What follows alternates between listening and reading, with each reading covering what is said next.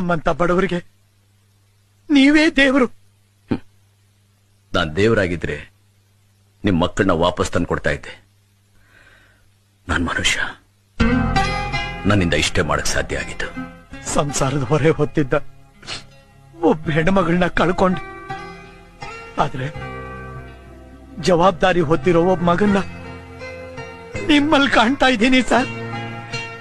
ಆ ದೇವರು ನಿಮ್ಗೆ 100 ವರ್ಷ ಆಯಸ್ ಕೊಟ್ಟು ಚೆನ್ನಾಗಿಟ್ಟಿರ್ಲಿ ಸರ್.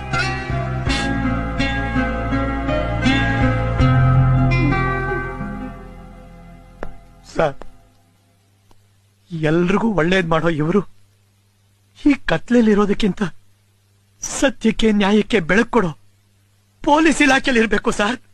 ಪೊಲೀಸ್ ಇಲಾಖೆಯಲ್ಲಿ ಇರಬೇಕು. ಸತ್ಯಕ್ಕೆ ನ್ಯಾಯಕ್ಕೆ ಬೆಳಕು ಕೊಡೋ ಪೊಲೀಸ್ ಇಲಾಖೆ ನಮ್ಮಂತ ಬಡವರಿಗೆ